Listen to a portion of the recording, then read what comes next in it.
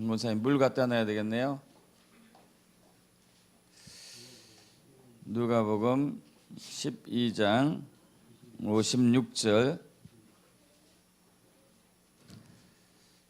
우리 신약성경 한 목소리로 합독합니다.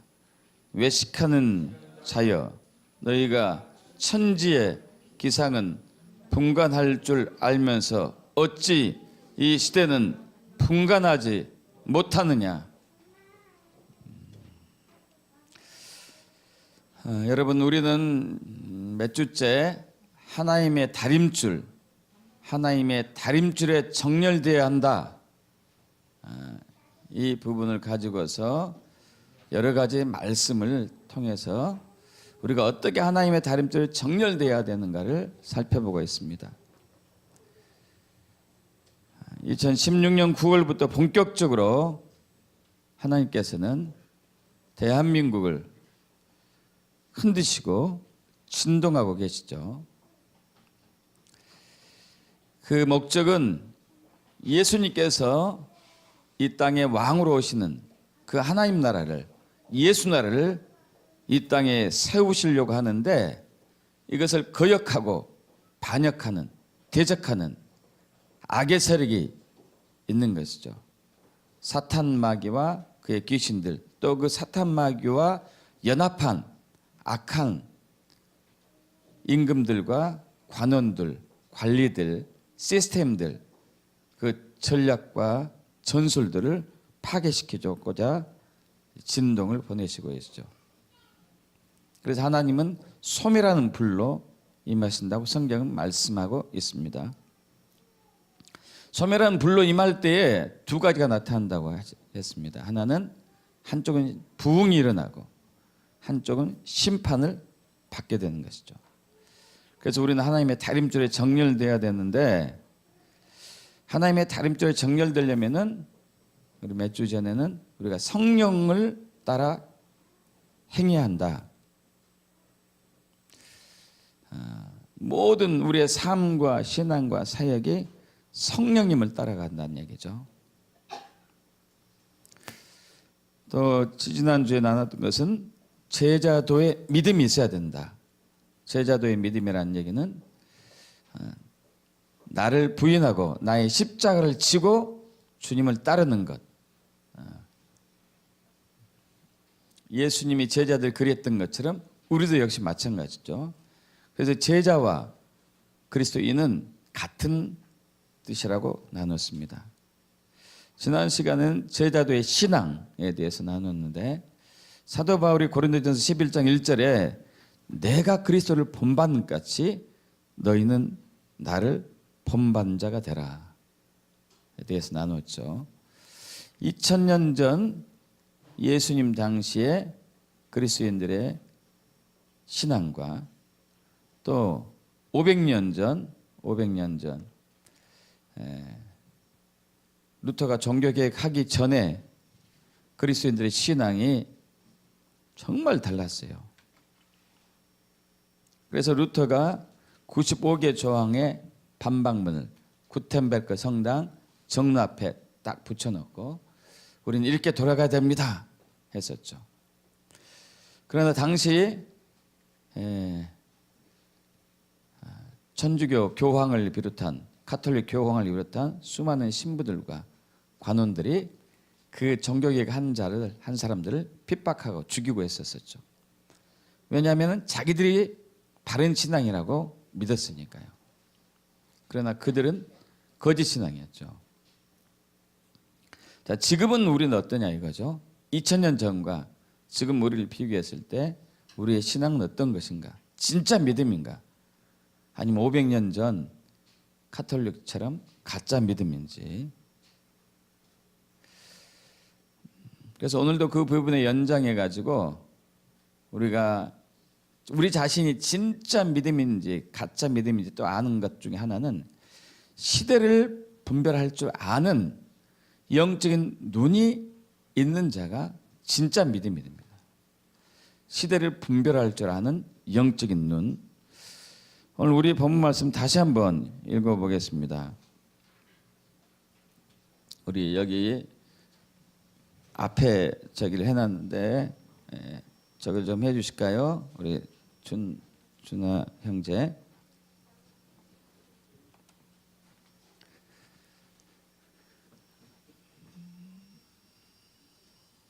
여기 위에를 조명을 좀 꺼야 될 것 같죠? 자, 먼저 누가복음 12장 56절 말씀을 합독하죠. 외식하는 자여, 너희가 천지의 기상은 분간할 줄 알면서 어찌 이 시대는 분간하지 못하느냐. 자, 그런데 이 말씀을 왜 하셨냐면은 먼저 40절에 먼저 무슨 말씀부터 하셨냐면은 40절 합독해 볼까요? 그러므로 너희도 준비하고 있으라. 생각하지 않은 때에 인자가 오리라 하시니라. 이건 어느 때를 얘기하고 있죠? 재림 예수님. 재림 예수님이 오시기 전에 너희는 분별을 해야 된다. 시대를 분별해야 된다. 이게예요. 여러분 이제 54절부터 보면 12장 54절부터 보면은 야 너희는 구름이 서쪽에서 이렇게 이는 것을 보면은 아 소나기가 오겠네. 그리고 남풍이 불어올 때 아 이제 진짜 더워지겠구나. 이렇게 기상을 볼 줄 알면서 어찌 이 시대는 분별하지 못하느냐.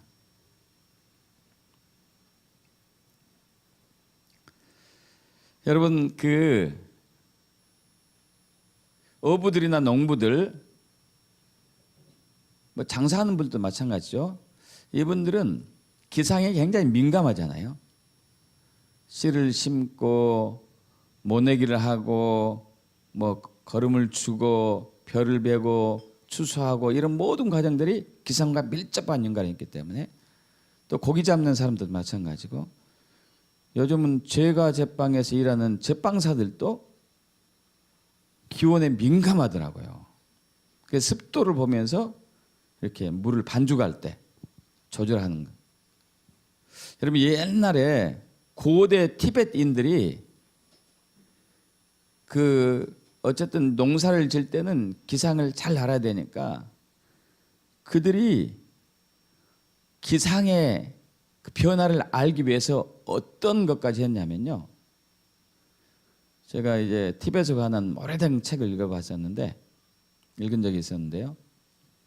동굴에서 혼자 석 달이고 6달이고 생활하더라고요. 심지어 어떤 사람은 땅 속에서 생활해요. 거의 물만 먹고. 그러면 이 모든 감각이 예민해지는 거예요.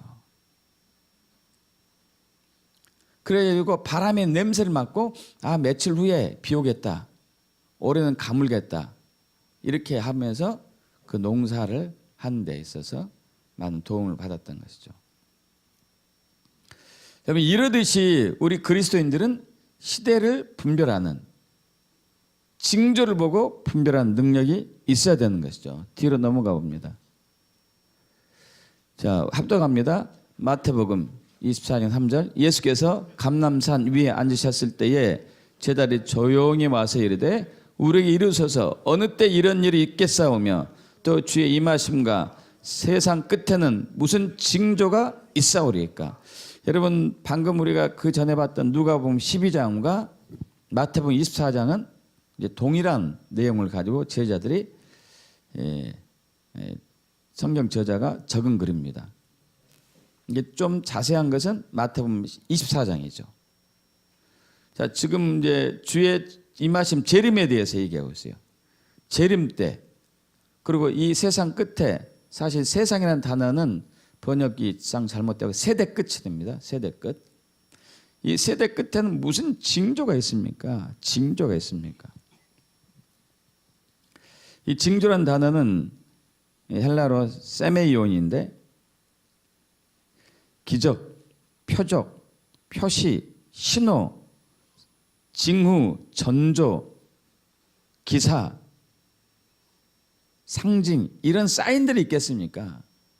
주님 오시기 전에 무슨 사인들이 있죠? 이것을 이제 묻는 거죠. 여러분, 사실 예수님이 재림하실 그 날은 아무도 모른다고 성경은 말하고 있죠.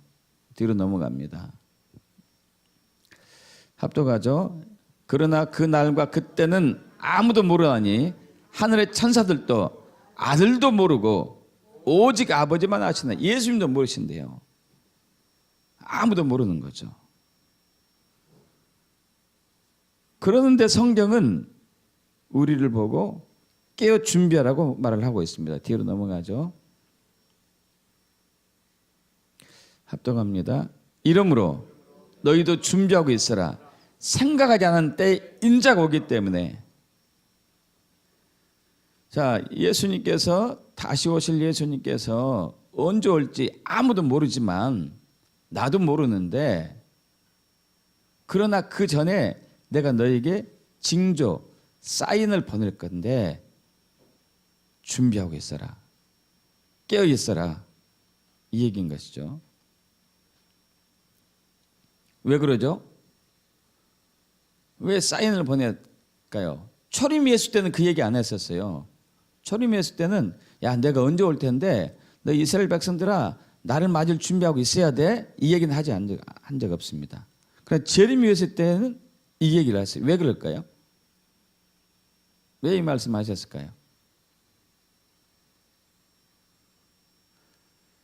재림 예수 때는 초림 예수님은 구원주로 오셨지만은 재림 예수님은 심판주로 오시기 때문에 이제 더 이상 기회가 없는 거예요. 더 이상 기회가 없기 때문에 너희는 내가 오기 전에 여러 가지 사인을 너희에게 미리 보낼 텐데 잘 분별하고 있어야 된다. 잘 깨닫고 있어야 된다. 그래서 준비해야 된다 이 얘기죠. 더 이상 기회가 없는 것이죠. 뒤로 넘어갑니다. 마태복음 24장. 앞으로 넘어가십시오. 그 노아의 때와 같이 이 마태복음 24장에 나오죠. 재림도 그렇게 할 텐데 홍수 전에 노아가 방주에 들어가던 날까지 사람들은 먹고 마시고 시집가고 장가가고 했는데, 그런데 홍수가 나니까 그들이 다 죽었지 않냐. 너희는 그렇게 되면 안 된다는 것이죠. 그래서 재림 전에 주님은 우리에게 징조와 사인을 주십니다. 징조와 사인들이 이 마태복음 24장에 여러 가지가 나오는데 미혹하는 자들이, 거짓 선지자들이 등장해요. 거짓 사도들, 거짓 목사들이 등장한다는 얘기죠.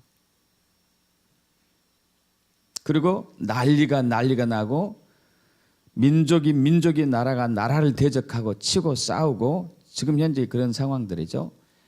처처에 기근이 있고 지진도 있고, 자, 이것이 전환이 시작하는데 또 너희가 예수 믿는 것 때문에 핍박을 당할 그때가 바로 징조 사인이고, 그리고 또 하나 이스라엘이 회복되는 것.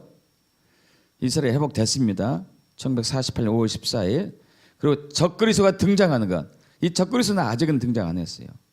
그리고 난 이후에 3년 반 환란, 7년 환란 중에서 3년 반 환란, 남은 3년 반 환란 이후에 재림이 있다는 것이죠. 자, 그래서 지금은 저와 여러분은 이 시대의 징조를 보고 분별해서 어떻게 해야 될 것인가, 어떻게 할 것인가 결정해야 돼. 선택하고 결정해야 되죠. 지금은 아시다시피 저와 여러분이 하나님의 다림줄에 있어서 한국교회가 너무 멀리 멀어져 있어요. 너무 떨어져 있어요. 저는 1980년 중반에 신앙생활을 이제 시작했는데, 여러분 그때 이제 20대 후반이었죠. 우리 교회에 이렇게 신앙생활 하면서 청장년회가 있었습니다. 청장년회가. 그럼 청장년회가 일주일에 한 번씩 꼭 만나서 교제하고 또 함께 모여서 기도원도 다니고 그랬어요. 여러분 그런 청장년을 요즘 찾아보기 힘들어요. 새벽에 많은 사람들이 기도재단을 쌓았었고, 금요철야 밤 10시부터 새벽 4시까지 하는 금요철야에 많은 교인들이 참여했었고요. 금식, 전도. 여러분 얼마나 열정적으로 했냐면 이 말씀을 준비하다 보니까 생각난 게 있더라고요. 설날 되면은 제가 제 가족 데리고 담임 목사님 찾아갔었어요. 그 세배했던 기억이 나더라니까요. 그럼 지금 이런 교인들 찾기 힘들어요. 너무 많이 변질된 것이죠, 우리가. 너무 많이 변질됐어요. 하나님의 다림줄과 너무 멀리 떨어졌어요. 그래서 주님이 여러 가지 사인과 징조와 경고를 보내고 있습니다. 수많은 경고와 징조들을 통해서 야, 빨리 나에게 돌아와야 된다. 그렇지 않으면 너희는 노아처럼 된다. 노아 시대의 사람들처럼 된다는 것이죠. 그래서 오늘은 그 사인과 징조를 엄청나게 많지만 크게 두 가지만 잠깐 보고 우리가 얼마나 깨우쳐야 되는지, 그동안 여러분에게 또 여러분이 들었던 말씀이다 하지만은 더 구체적으로 좀 보기를 원합니다. 지난 3월 달에 17년 3월 달 그리고 4월 달에 인도의 선지자 사도 선다 셀바라즈가 저희 나라에 와가지고 말씀을 전했습니다. 근데 그분이 전한 말씀은 한국 교회가 주님께 돌아오지 않으면 다음 정부 대통령은 좌파 대통령이 될 것이라고 경고했어요. 좌파가 정권을 잡을 것이라고. 그러면서 환상으로 보았던 게 북에서 거대한 용이 등장하고 두꺼비같이 생겼고 등이 용인데 그 왼발로 남한을 딱 찍어가지고 중국으로 끌고 가는 것을 환상으로 봤죠. 회개하지 않으면 너가 이렇게 될 것이다. 정말 우리가 상암 월드컵 경기장에서 3일 동안 금식하며 비를 맞으며 회개했음에도 불구하고 결국 이 대한민국은 현재 좌파 정부로 넘어갔습니다. 그때 우리가 그렇게 많이 회개했음에도 불구하고 한국교회 전체가 나오지 않은 극히 일부만 나온 것 때문이기도 하죠. 여러분 도대체 우리나라가 얼마나 좌파로 넘어갔는지를 여러분 잘 인지하지 못한 분들이 많이 있습니다. 좀 나누고자 합니다. 2007년도 그러니까 10년 전이죠. 노무현 정권 때에 유엔에서 주관해가지고 한 북한 인권 결의안에 노무현 정부는 기권했습니다. 여러분 잘 아시다시피 지금 북한에 수많은 2,700만 명의 북한 주민들이 김일성, 김정일, 김정은의 독재 체제에 의해서 전쟁을 준비하느라 저들이 굶주리고 핍박받고 학대받고 있죠. 그래서 오늘도 수많은 사람들이 탈북을 하고 있습니다. 이 탈북한 사람들은 생명을 걸고 탈북하죠. 얼마 전에 비무장지대에서, 비무장지대가 아니죠. JSA 그러니까 그 판문점에서 군사 경계선을 차로 이렇게 돌진해 가지고 넘어온 사람이 있었습니다. 여러분 그 사람이 넘어올 때 죽음을 각오했을까요? 각오하지 않았을까요? 총 맞을 각오를 하고 넘어왔어요. 차라리 죽을지언정 나는 이쪽으로 넘어오겠다. 그 정도 할 정도면 어느 정도 많이 힘들었을까요, 여러분? 얼마나 힘들었을까요? 엄청 힘든 거죠. 그래서 지난 9월 달에 종로구에서 탈북한 사람들을 1,500여 명이 특히 이분들이 주로 이제 군인 출신 탈북자들이에요. 군 출신 탈북자들이 주로 많이 모였는데 핵 광신자, 핵개발 광신자 김정은 제거 및 북한 해방을 위한 기자회견을 가졌어요. 그러면서 전쟁 나면 우리는 참전하겠다. 그래서 우리는 북한 주민을 살려야 된다. 빨리 김정을 없애야 되고 북한 주민을 살려야 되겠습니다. 그러면서 미국이요, 빨리 한국과 함께 전쟁을 일으켜 주십시오. 이런 이제 탄원 기자회견을 했어요. 그래서 우리가 우리도 생명을 내놓고 그 전쟁에 참여하겠습니다. 그래서 북한 주민들 해방시켜야 되겠습니다. 그런데 노무현 정권과 현 정권은 북한 인권에 대해서 기권하는 거예요.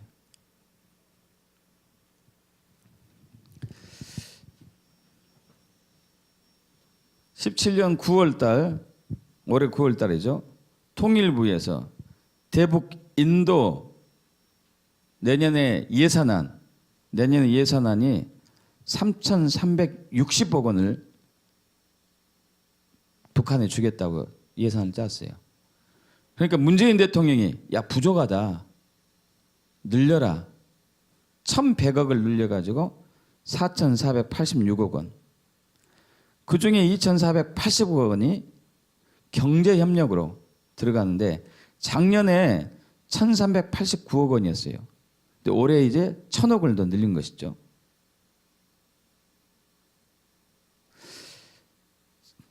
자, 그중에 1,819억은 광업, 농업, 철도, 도로건설, 북한 내 기술자들에게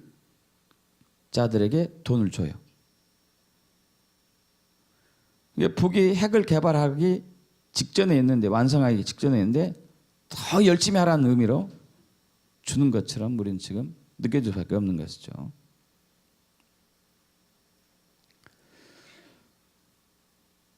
여러분, 2개월 전 10월 9일 추미애 더불어민주당 대표가 기자회견에서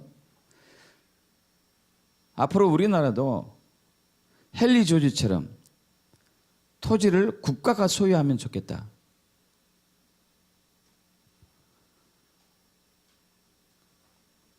중국이나 베트남처럼 공산주의처럼 토지를 국가가 소유하면 좋겠다. 고 얘기했어요. 여러분, 이 공산주의에 대해서 실감나지 않은 분들도 많은데요. 제가 저번에 그 이스라엘 갈 때, 이번 이제 9월달에 이스라엘 갈 때 잠깐 모스크바에 들렸다고 그랬잖아요. 그래서 15시간 체류했었고, 그러다가 붉은 광장, 크렘린 궁전을 방문했었고, 그때 이제 방문하기 전에 그 어느 한 선교사님이 이런 얘기를 했다고 그랬습니다. 그 선교사님이 러시아인들 설교하는 데 있어서 욕만 들었다. 욕만. 욕을 하지 않을 수가 없다. 여러분, 선교하는데 욕하면 도움이 되지 않잖아요. 그죠? 선교하면 욕할 때 도움되지 않죠. 그래서 알던 목사님이, 알고 지는 목사님이 왜 욕을 합니까? 당신도 러시아에서 한 달만 살아보십시오. 여기 나오나 나오지 않는가.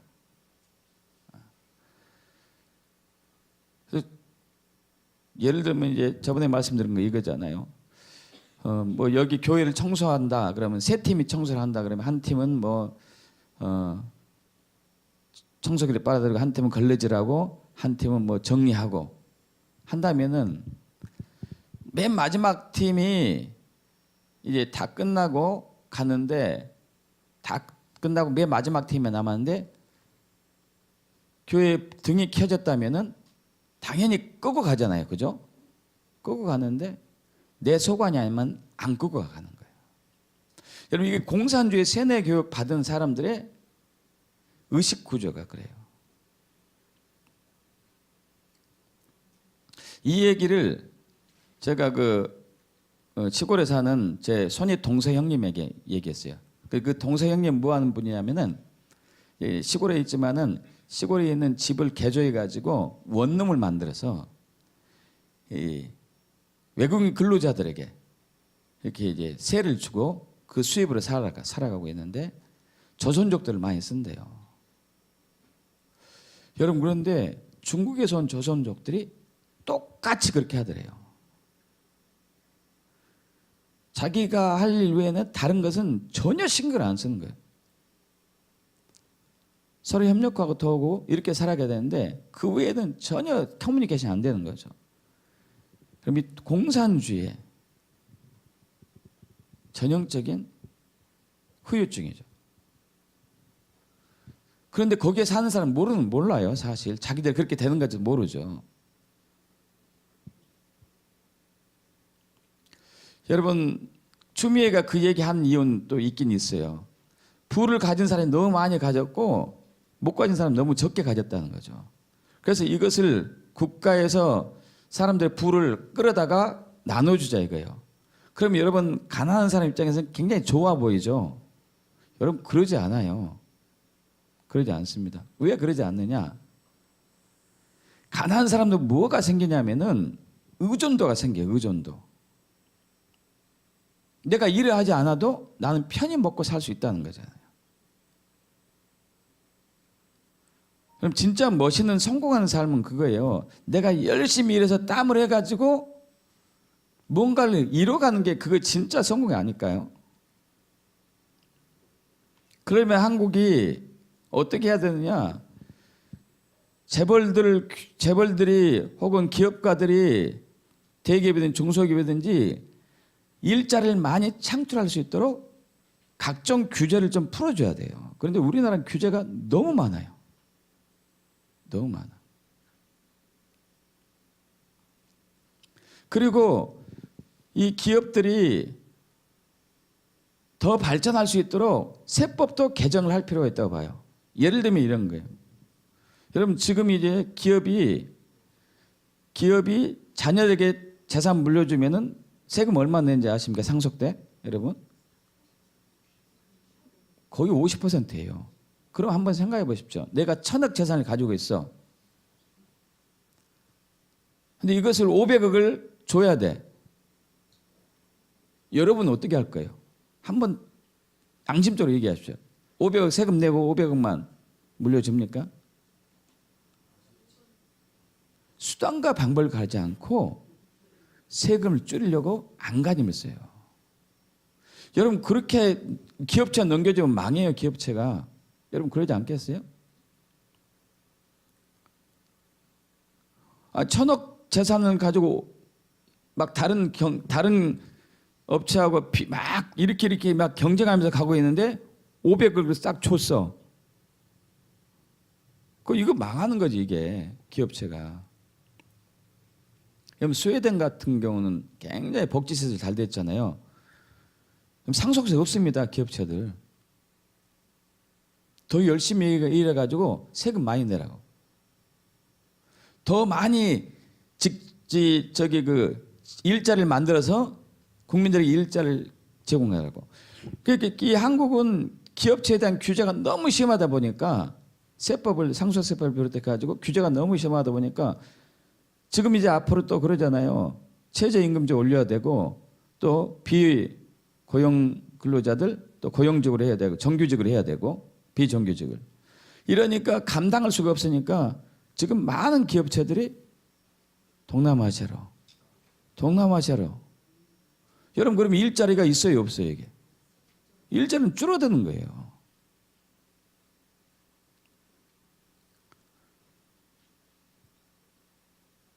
부가 너무 많이 가졌다 이거예요. 부자들이 너무 많이 가졌다. 그래서 이것을 뺏어서 이렇게 줘야 된다 이거지. 그럼 나중에 둘 다 망하는 게 공산주의거든요. 자유시장 경제 체제에서는 사람들이 일자리를 많이 줘가지고 저들이 열심히 일해가지고 땀 흘릴 만큼의 소득을 올려서 그것을 모델로 삼아야 되거든요. 여러분 그러지 않을까요? 내가 놀고 먹었는데 없으니까 부자 거 뺏어 나한테 줘. 그럼 나는 열심히 일할까요? 아니면 놀고 먹을까요?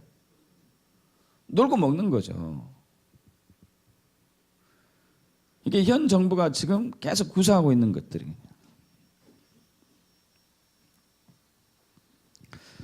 (10월 28일) 72차 저번에 말씀드렸듯이 유엔 총회에서 북한 미사일과 탄도미사일을 포함한 전 세계 모든 핵무기를 비난한 결의 L-35를 채택하는데 144대 찬성, 반대 4표, 기권 27표.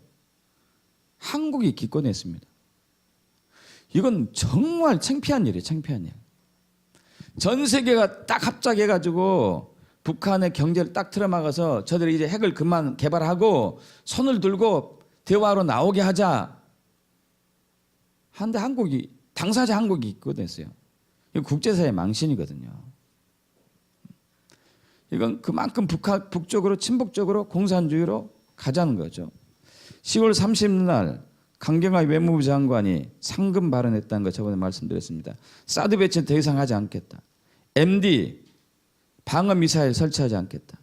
한미일 안보 협력이 군사 동맹으로 확산되지 않게 하겠다. 중국이 얼마나 좋아하는지 모릅니다. 11월 7일 얼마 전 트럼프 방한을 했었을 때에 오전에 청와대 100m 지점에서 좌파 무리들이 트럼프 인형 참수를 했어요. 그 근처에서 그것을 보고 있던 탈북자들이 화가 나가지고 김정은 인형을 참수하려고 하는데 경찰들이 트럼프를 참수하는 것은 막고 그대로 두고 김정은 참수하는 것은 막았어요.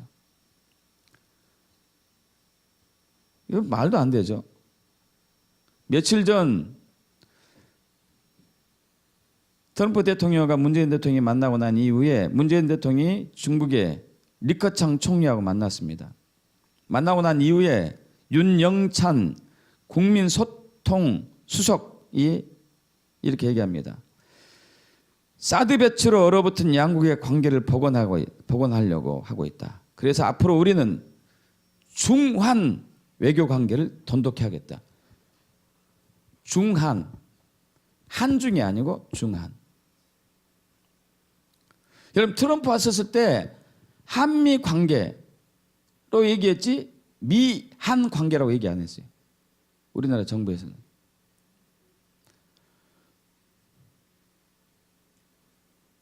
여러분 우리 중국에서 오신 분들 있어서 죄송하긴 하지만 우리 한국 입장에서 냉정하게 따져봅시다. 중국은 오랫동안 한국을 괴롭혀 왔어요. 미국은 우리를 도와줬고 그걸 따져본다면 우리는 사실 미국 쪽의 편을 들어야 돼요. 그런데 얼마나 앞으로 중국의 손을 기다려 가는가?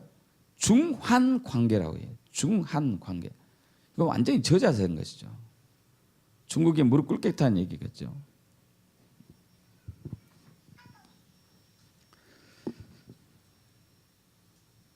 여러분 또 기가 찰 노릇이 있습니다.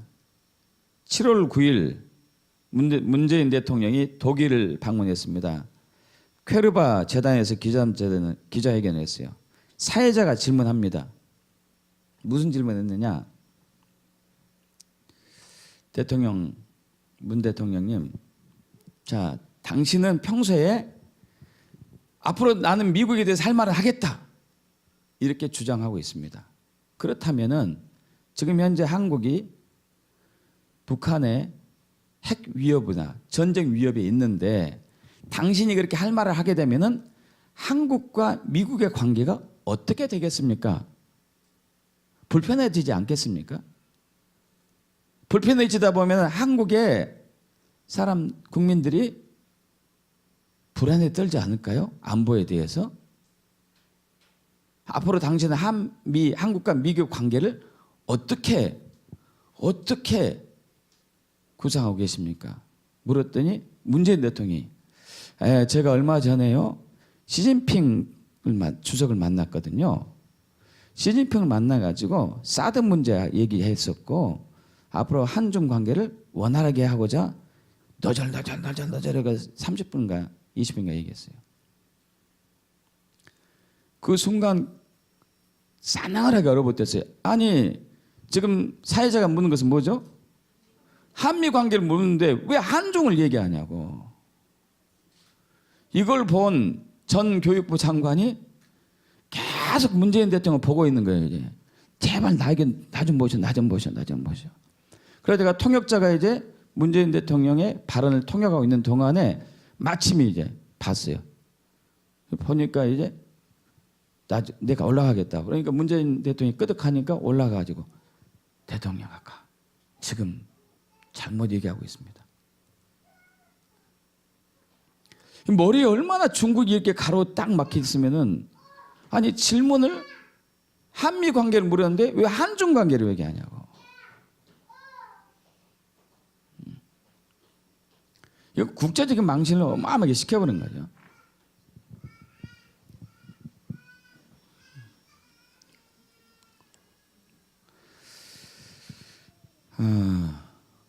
여러분 이것 말고도 자 이런 것들이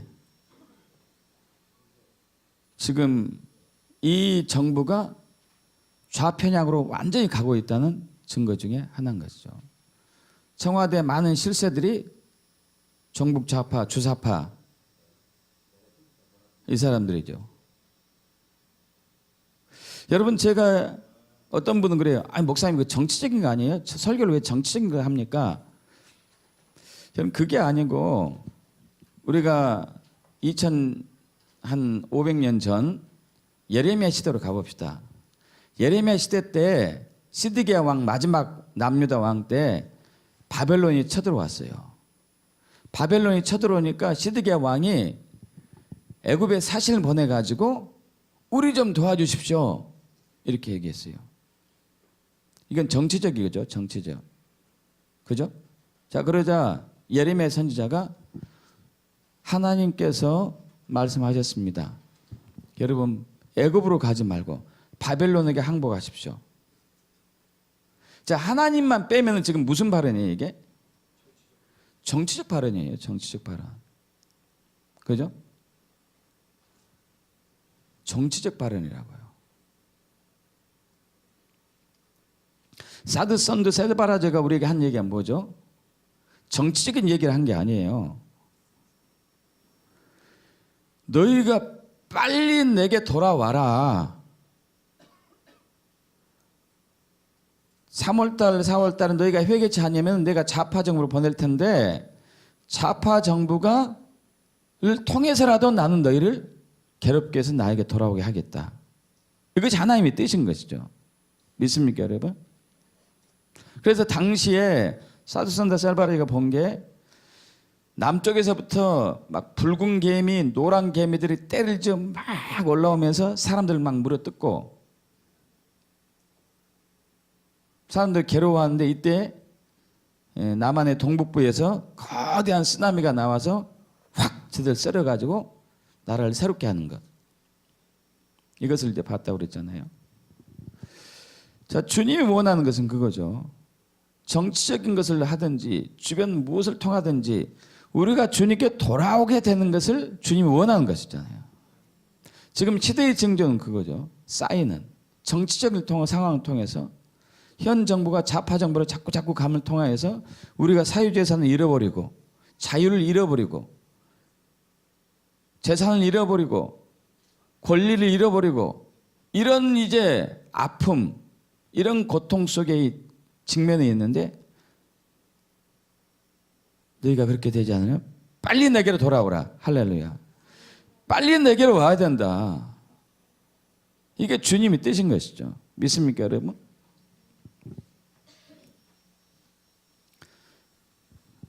여러분 얼마 전에 여러분 보신 분 있을지 모르겠어요. 86세 된 어느 장로님이 환상을 본 것을 유튜브로 보게 되었습니다. 작년 4월 13일 날 박근혜 대통령이 탄핵되기 훨씬 전이죠. 작년 4월 13일 오후 2시에 환상에서 박근혜 대통령이 옷을 입고 비교적 깨끗한 옷을 입고 맨발로 혼자 끌려가는 것을 봤어요. 이게 뭐지? 했는데 몇 달 후에 그렇게 됐죠. 또 그로부터 4년 전 2012년 9월 14일에는 법조인, 언론인, 정치인들이 줄줄이 끌려가는 것을 봤어요. 그때는 뭔지 몰랐습니다. 지금 이것을 얘기하고 있죠.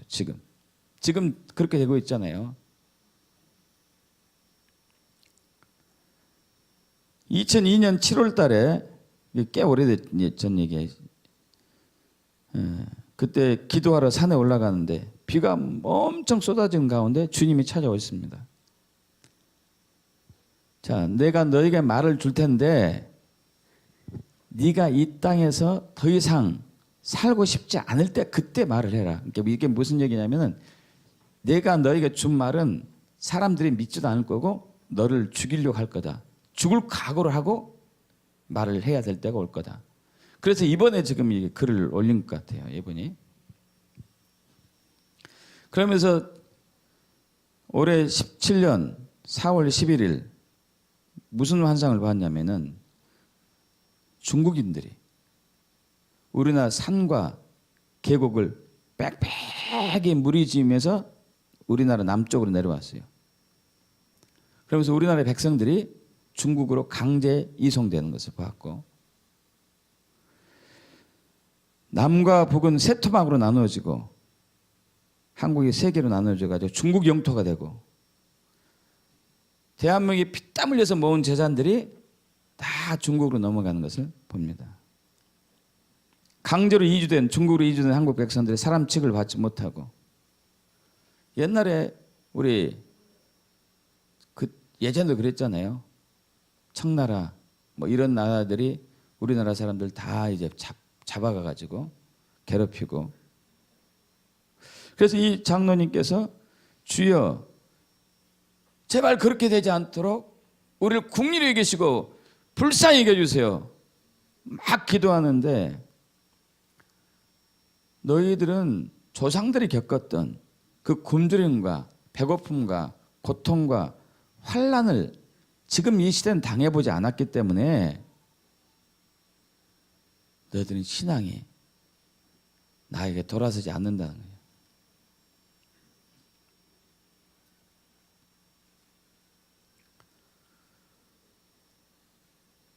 그러면서 무슨 말씀하냐면은 나는 너희들이 생각하는 것처럼 나 혼자 내 스스로 독단적으로 역사를 이끌어 가고 있는 것이 아니고 너희와 대화하면서 너희 함께 역사를 만들어 간다. 그러면서 무슨 말씀하셨냐? 이분 제가 이제 환상 본 것이 거짓말이 아니다 볼 수 있다는 것은 이분이 미국을 위해서 기도해야 된다. 주님 주신 말씀이에요. 트럼프를 위해서 기도하라. 트럼프는 내가 세운 사람이다.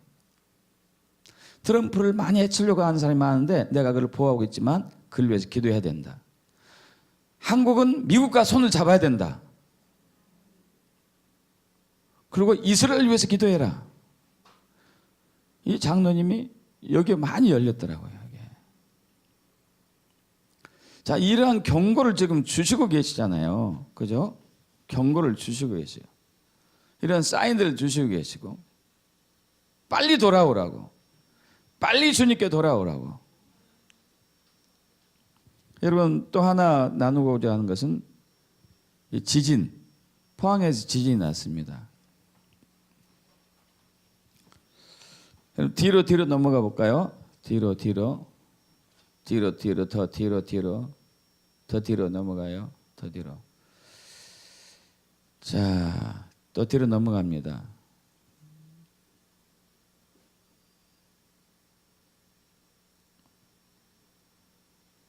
자, 앞으로. 예. 저건 내가 안 적었구나. 자, 여러분 됐습니다. 그 베드로전서 4장 17절에 무슨 말씀이냐면은 하나님의 집에서 심판을 시작할 때가 되었나니 만일 우리에게 먼저 하면 하나님의 복음을 순종하지 아니한 자들의 그 마지막은 어떠하며 또 의인이 겨우 구원을 받으면 경건하지 아니한 자와 죄인은 어디에 서리요. 그러니까 하나님께서 심판하실 때 하나님의 집 교인들을 먼저 심판하신다는 얘기죠. 여러분 2011년 3월 11일 일본의 쓰나미가 왔습니다. 일본 동북부 센다이 지역에 쓰나미가 왔죠. 그때 2만 명 가량이 죽고 실종되었어요. 수만 명의 이재민이 발생하고 어마어마한 인민피해를 냈습니다. 여러분, 그런데 이보다 딱 20일 앞에 2011년 2월 22일 뉴질랜드에서 지진이 났어요. 근데 거기에 한 약 200명 가량이 죽고 다쳤습니다. 여러분, 지진난 이름 지역 아시는 분 아시죠? 크라이스트 처치. 도시 이름이 크라이스트 처치예요. 기독교 교회. 도시 이름이. 근데 이곳에서 지진이 났어요. 이곳에 지진이 나고 20일 이후에 일본에 쓰나미가 왔고요. 여러분, 이번에 포항에 지진이 났습니다. 진도 5.6인가요? 두 차례 여전히 어마어마하고 있어요.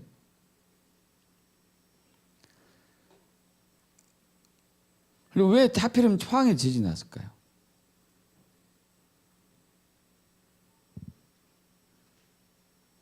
그게 두 가지가 있어요. 하나는 한동대, 하나는 오벨리스크 사건. 한동대는 1992년인가 1990년도인가 돌아가신 하용조 목사님께서 평신도를 사역자로 선교사로 세우겠다 하기 위해서 한 목적으로 세운 크리스천 대학이에요. 여러분, 그런데 다음 주에 한동대 정치학회 초청으로 향림교회 임보란 목사를 초청했습니다. 임보란 목사를 초청해가지고 주제가 뭐냐? 퀴어 동성애의 눈으로 본 성경이에요. 크리스천 대학이에요. 동성애의 눈으로 본, 퀴어의 눈으로 본 성경, 바이블.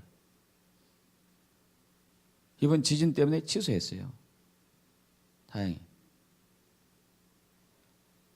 또 하나, 오벨리스크가 9월 달에 영일대 해수욕장에 세워졌습니다. 오벨리스크가 여러분 들어보시면 지금 모르면 앞으로 넘어갑니다. 앞으로.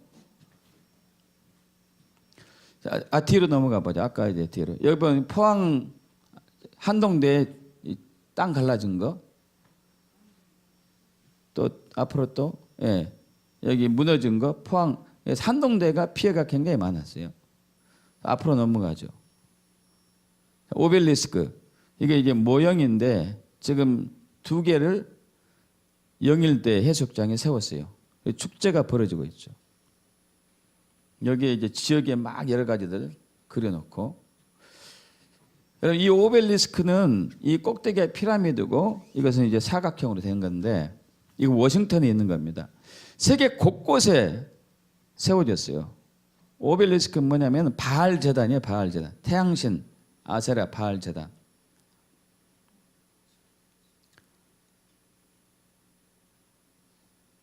여러분, 놀랍게도 평양에도 세워졌어요. 오래전에.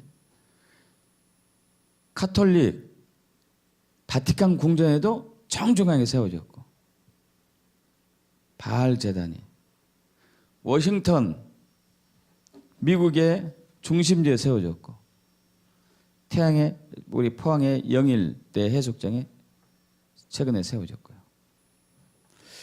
여러분, 지금 하나님을 향한 제단이 세워져야 하는 이 시기에 세계 곳곳에 하나님을 대적하는 바알 아세라 이런 제단들이 세워지고 있는 것이죠.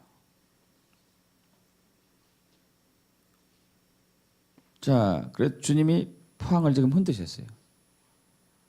하나님의 집을 흔드셨다. 야, 이렇게 되면 이제 더 큰 지진이 앞으로 올 가능성이 있다는 거죠. 여러분, 그래서 여러분 전심으로 기도하셔야 돼요. 그럼 주님께 돌아와야 됩니다. 내가 사는 지역이 이제 더 큰 지진이 올 가능성도 있다는 얘기죠. 왜? 하나님이 이런 것들 무너뜨려야 되거든요. 하나님 대적하는 것들이잖아요. 하나님 반역하는 것들이고.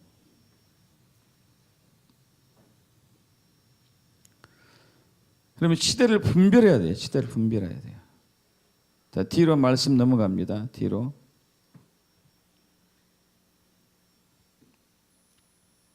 뒤로 넘어가세요.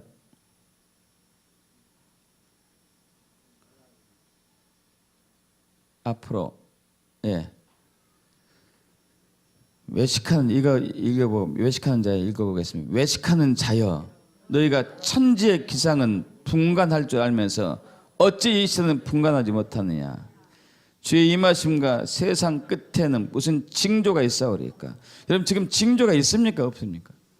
징조가 있어요. 근데 외식하는 자는 이 천지의 기상은 분간할 줄 아는데 이 징조는 분별하지 못한대요. 외식하는 자. 외식하는 자는 어떤 사람이죠? 바리새인들처럼 종교 생활은 엄청나게 열심히 하고 있지만 교회도 열심히 나오고 헌금도 잘하고 봉사도 잘하고 열심히 하지만 믿음이 없어요.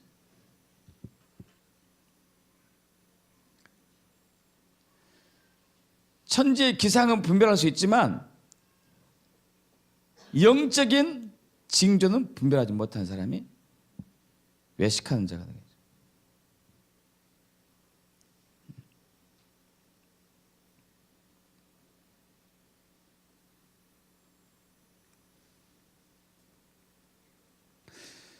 이번에 참 전 막 분통 터질 일이 거의 일주일에 한 번 이상씩 오니까 너무 아프고 힘든데요.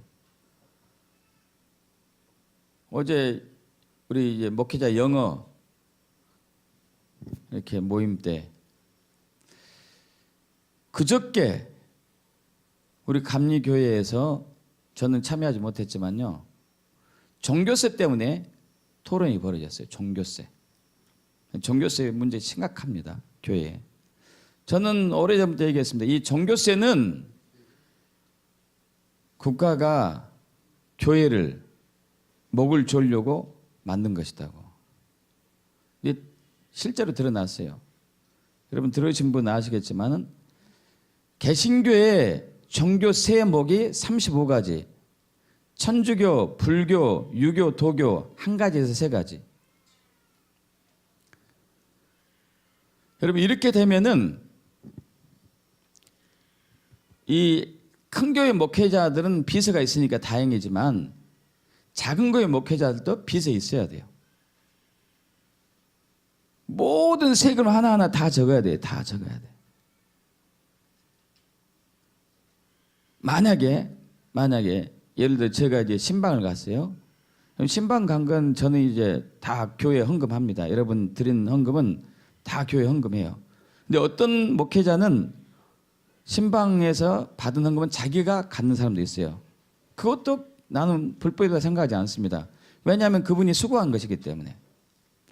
그런데 이것을 세금금 신고를 안 했을 때 그 신방한 사람이 고발함이 목사는 걸려요.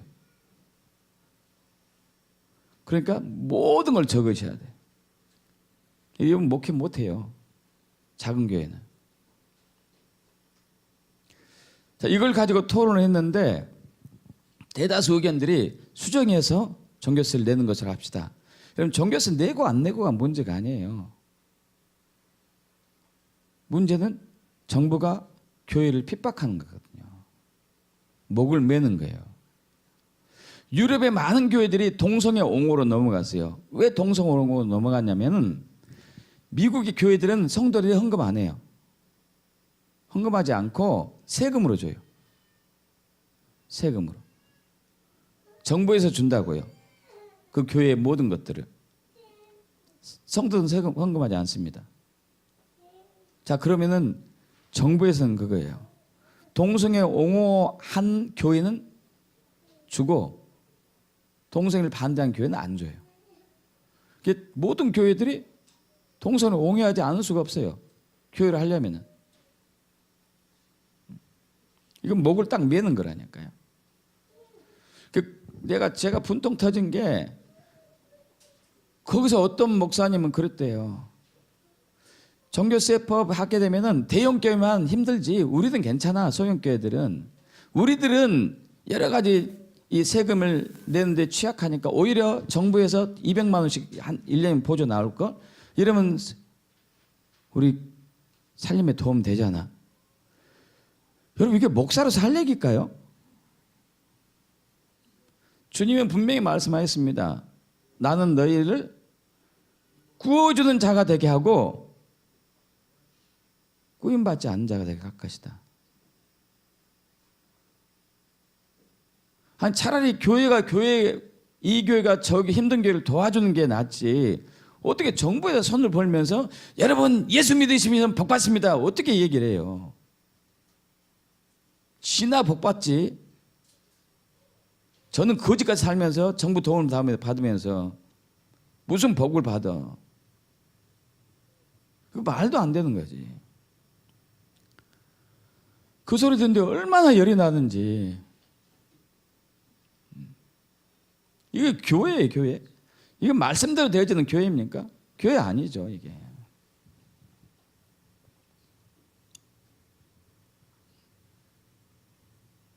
여러분 여러 가지 사인과 징조들이 지금 주님 주신 이유는 뭐죠? 빨리 내게로 돌아오네. 외식하는 자들이야. 종교 생활은 열심히 하지만 믿음이 없고 천지는 분간하지만 시대는 분별할 줄 모르는 이 외식하는 자들아, 빨리 내게로 돌아오라.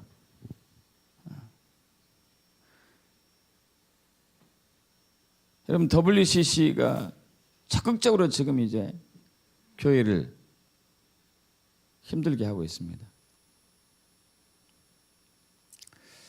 WCC는 종교다운지 예수 외에도 다른 종교에도 구원이 있다.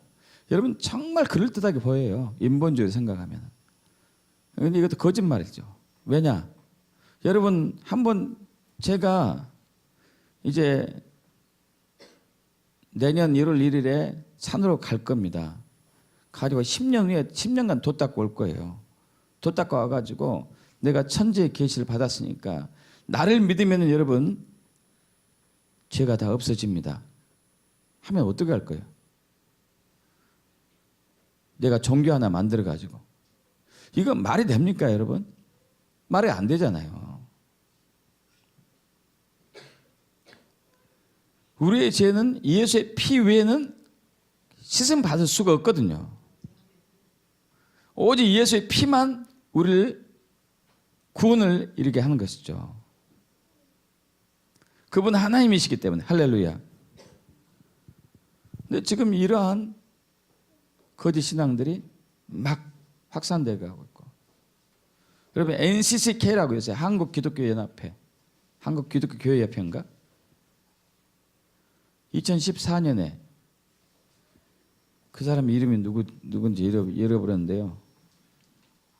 임태훈 소장, 군인권센터 소장 임태훈 인권상을 줬습니다. NCCK에서. 근데 임태훈 씨는 동성애자예요.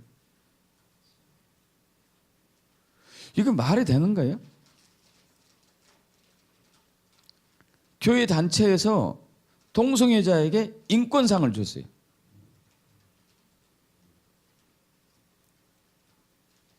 여러분 이렇게 한 교회가 하나님부터 멀어졌어요. 교회가. 그리스도인들 하나님께는 멀리 멀어졌습니다. 이 시대에 저와 여러분을 비롯한 한국교회가 돈을 너무 사랑해요. 세상을 너무 사랑하고 내 자아를 너무 사랑하고 쾌락을 너무 사랑하고 주님도 너무 멀리 떨어졌어요. 여러분 돌아와야 되는 거예요. 할렐루야. 징조, 이 세대 끝에는 무슨 징조가 있사오리까?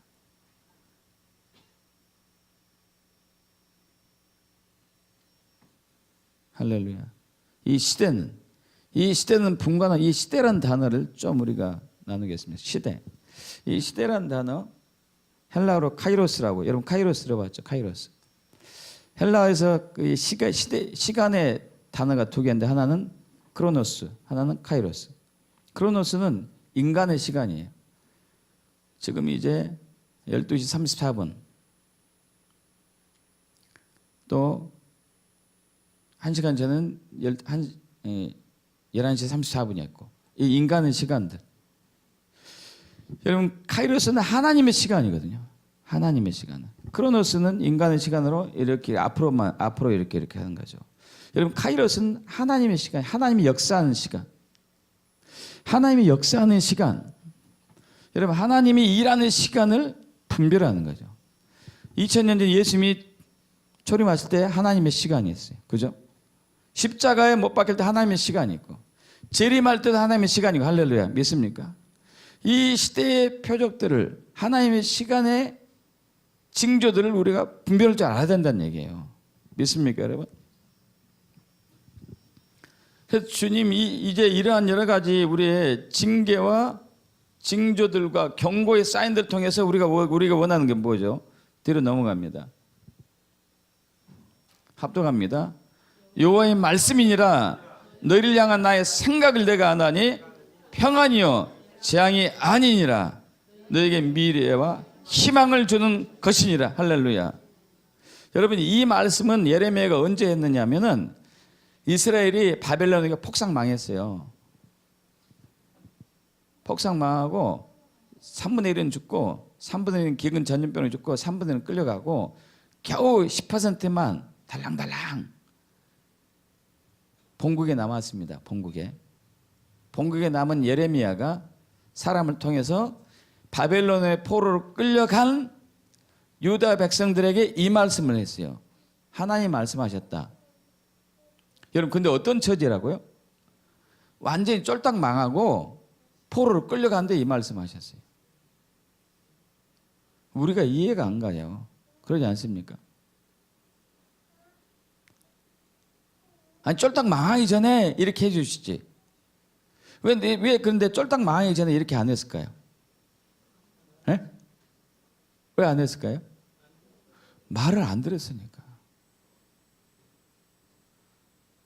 여러분 저는 우리나라가 공산주의 되기 전에 제발 한국교회가 주님께 돌아갔으면 좋겠어요.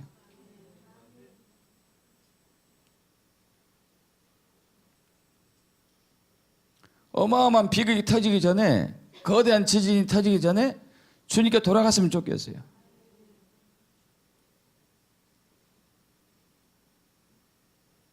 자 그런데 주님은 쫄딱 망한 유다 백성들에게 이 말씀합니다. 너희들 내가 그렇게 한 것도 너희들이 평안 얻기 위해서 희망을 주기 위해서 그렇게 했다 내가. 그런데 이렇게 되려면 뭘 해야 되는 거죠? 바로 그 뒤의 말씀입니다. 보겠습니다. 넘어가죠.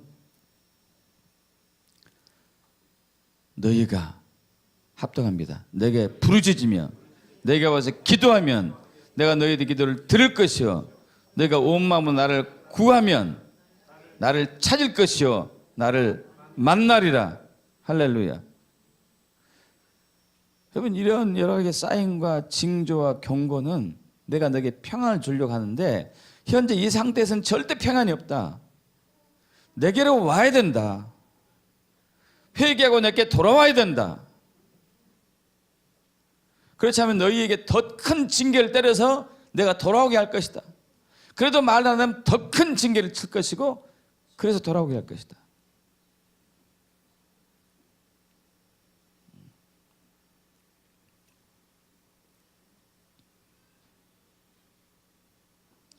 이거 주님의 뜻인 것이. 할렐루야. 주님께 우리 돌아가야 돼요. 돌아가야 됩니다. 지금 현재 우리의 이 교회 모습은 2000년 전의 교회 모습이 아니에요. 주님이 원하는 교회 모습이 아닙니다. 주님께 돌아오게 되면 십자가의 능력으로 엄청난 역사들이 나타나요. 뒤로 넘어갑니다. 합독합니다. 십자가의 도가 멸망하는 자들을 밀어낸 것이요 구원을 받는 우리에게는 하나님의 능력이라. 할렐루야. 할렐루야.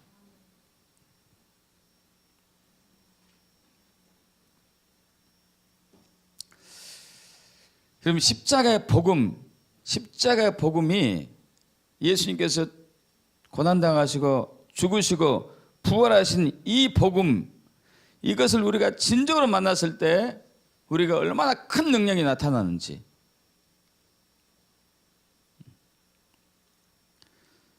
그럼 문경준 전도사 저번에 제가 한번 간 설교에서 예화를 드린 적이 있습니다.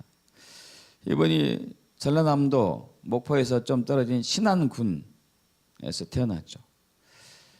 신안군 이 근처에 11개의 섬이 있습니다. 11개의 섬. 여러분, 이분은 18년 동안 사역하면서 100개 교회를 세웠어요.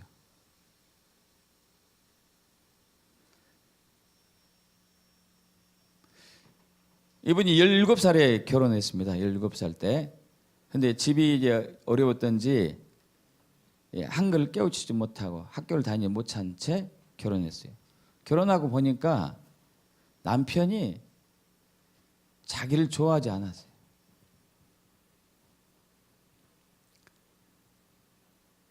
그 남편은 도시 목포로 가가지고 다른 살림을 차렸습니다.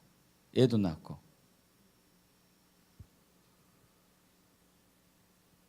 그런데 이 문경준 이분은 남편 없이 혼자 시부모님을 지극정성으로 모시고 사는 거죠. 그래서 동네에서는 저 사람 남편이 있는 생과부라고 그러세요. 남편이 있는 생과부. 근데 그러던 중에 시아버님이 갑자기 돌아가셨어요. 갑자기 돌아가시니까 먹고 살 길이 없으니까 시어머니가 친척집으로 갔습니다. 또 버림받은 거죠. 그래서 이분이 목포로 왔어요. 목포에서 삭반을 하면서 먹고 사는 도중에 어떤 사람의 소개로 신앙생활을 시작합니다. 그때 당시 목포에 이성봉이라고 우리나라에 굉장히 큰 이제 부흥사였죠. 나중에 목사님인데 전도사가 왔는데 예수를 만나요. 예수를 만나고 열심히 신앙생활을 1년 만에 집사가 되고, 집사가 되고 난 이후에 막 복음에 대한, 전도에 대한 열정이 막 뜨거워져 가지고 서울신대, 지금의 서울신대죠. 옛날에는 경성 성경학교, 지금은 서울신대죠. 여기 입학하는데 조건이 안 됐어요. 왜냐하면은 이제 그 당시에는 여자들이 신학교에 들어가는 것이 자유하지 못했었고, 특히 결혼한 여자는 특히 안 됐었고 막 이런 제한적이 있었는데 이성봉 목사님이 적극적으로 밀어가지고 됩니다. 이분이 신학을 하면서 방학 때 되면은 고향으로 내려가서 전도해요. 근데 그때 당시는 막 그 서양 귀신하고 막 배척했던 때예요. 교회를 배척했던 때라고요. 복음을 배척했던 때예요. 사람들이 다니면 복음 전하 다니면 돌 던지고, 아이들이 놀리고, 심지어 똥 바가지로 해가지고 집어 던지고 얼마나 핍박과 환난과 역경을 많이 당했는지. 여러분, 그러면서 그 속에서도 진리교회를 세우고 중도교회 세우고 100여 교회를 세워요. 자기가 세운 교회에서 한국의 유명한 목사님들이 어마어마하게 많이 나옵니다. 김남준인가? 유명한 신학자기 한 목사, 이만신 목사님, 뭐 유명한 사람들이 엄청나게 많이 나와요. 장로님들 많이 나왔고, 그 전도사님 때 도움 받는 사람 많았고,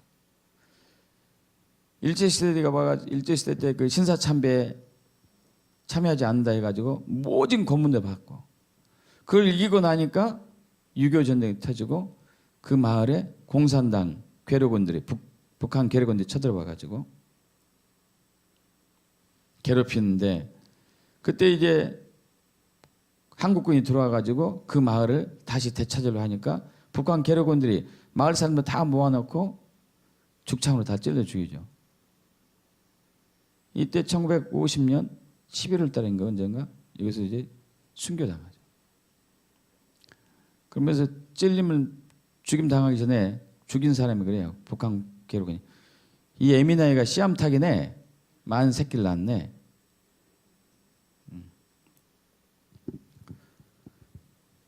여러분 그분은 돌아가시면서 주여 이제 제 영을 받으시옵소서.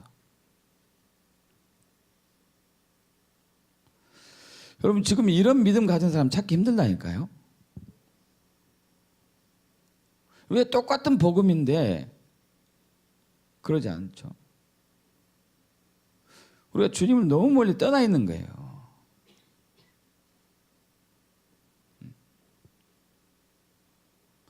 너무 멀리 떠나 있어요. 그런데 문제는 회개하지 않는 거예요. 통회하지 않아요. 자복하지 않아요. 주여 어떻게 하면 제가 그 신앙을 회복할 수 있습니까?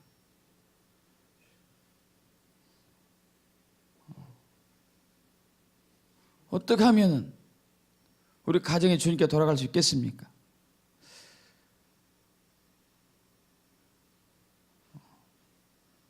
주님은 지금 여러 가지 사인을 통해서 징조를 통해서 경고를 보내고 우리를 흔들고 있지 않습니까? 심판이 하나님의 집에서 시작했다는 것도 알리고 있고 근데 안 가는 거죠. 나 좀 봐주세요. 목사님 나 힘들어요. 여러분 복음이 있으면은 힘든 것을 이겨낼 수가 있어요. 믿습니까? 복음이 있으면 이겨낸다니까요.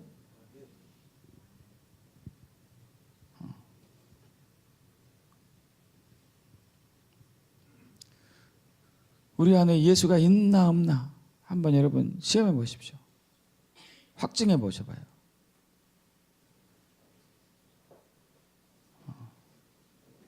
내가 사는 게 진짜 복음을 사는지 세상 의지하고 사람 의지하고 외식하는 자인지 시험해 보셔야 돼요. 그래서 빨리 주님께 돌아오셔야 돼요. 복음 안에 들어가면 우리는 완전히 달라집니다. 여러분 이 막 개미들 붉은 개미 노란 개미 쓸어버린다니까요. 할렐루야. 제가 11월 1일 날 여러분 들으셨겠지만은 꿈을 꿨어요.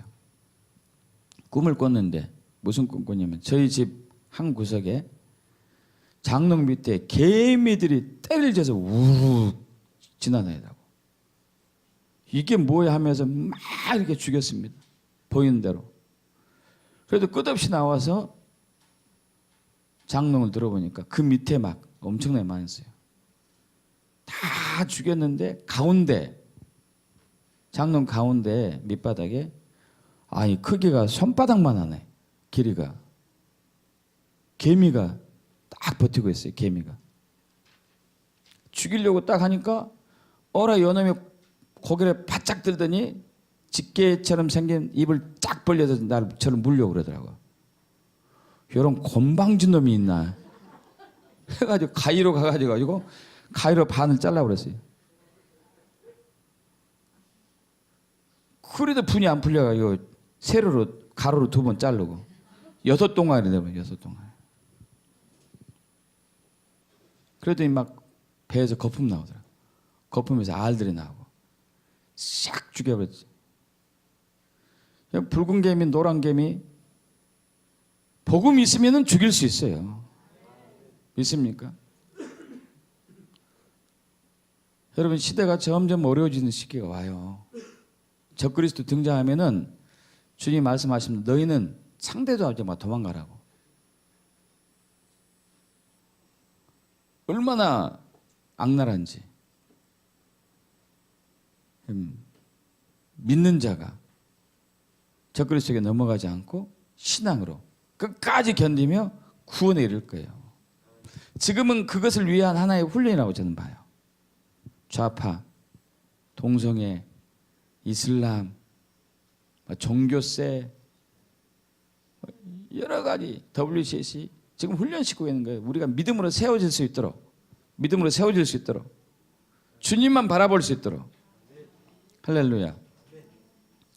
주님만 바라보고 복음의 모든 것을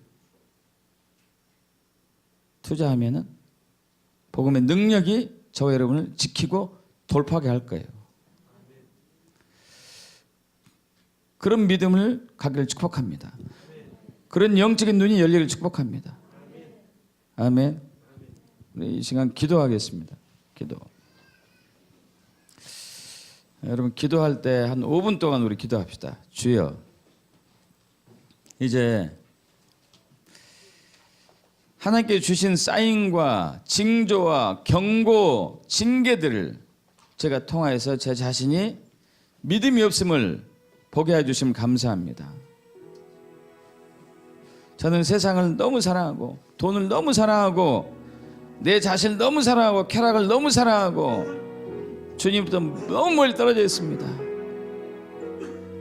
주 회개하오니 용서하시고 정결케 하시옵소서. 이제 제가 주님께 돌아갑니다.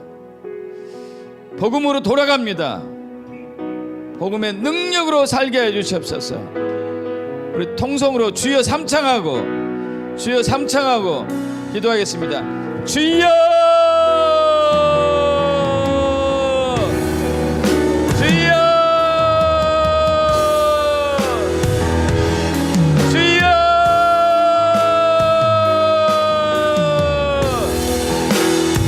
할렐루야. 아버지 하나님, 우리에게 십자가의 고난과 죽음과 부활을 통하여서 십자가의 좋은 영생을 주신 주님을 찬양하며 경배합니다. 십자가의 도가 멸망한 자는 미련한 것이로되 구원받는 우리에게 하나님의 능력이라 하셨던 것처럼 이러한 복을 주신 것을 감사합니다. 주여, 우리가 복음 안에 세워지기를 원합니다. 그런데 우리가 주여 등이 따뜻하고 배가 부름으로써 우리는 십자가보다는 세상을 사랑하고 하나님보다는 돈을 사랑하고 성령님보다는 내 자신을 사랑합니다. 우리는 복음에서 너무 멀리 떨어졌고 외식하는 자이며 아버지,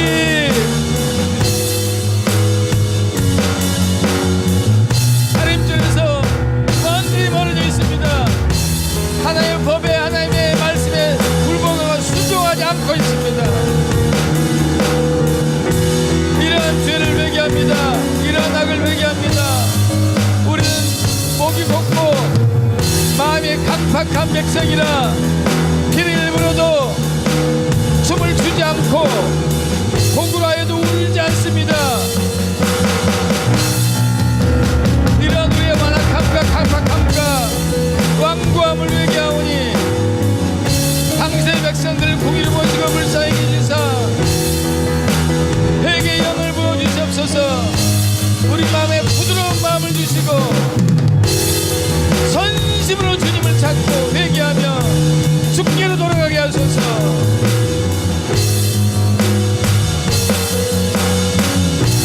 시기들 통해서 우리를 경고하시고 주변 환경을 통해서 타파 성물을 통해서 우리를 흔드신 주님,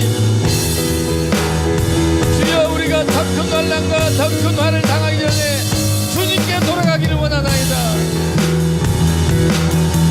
한국교회를 살려주시옵소서. 불쌍히 여겨주시옵소서. 감사드리며 우리 주 예수 그리스도 기도합나이다. 아버지 하나님, 이 땅에 주님을 대적하는 오벨리스크와 같은 그러한 바벨탑을 무너뜨리기 위해서 흔드신 주님, 우리 내면에 있는 오벨리스크 바벨탑을 무너뜨리신 주님을 찬양합니다.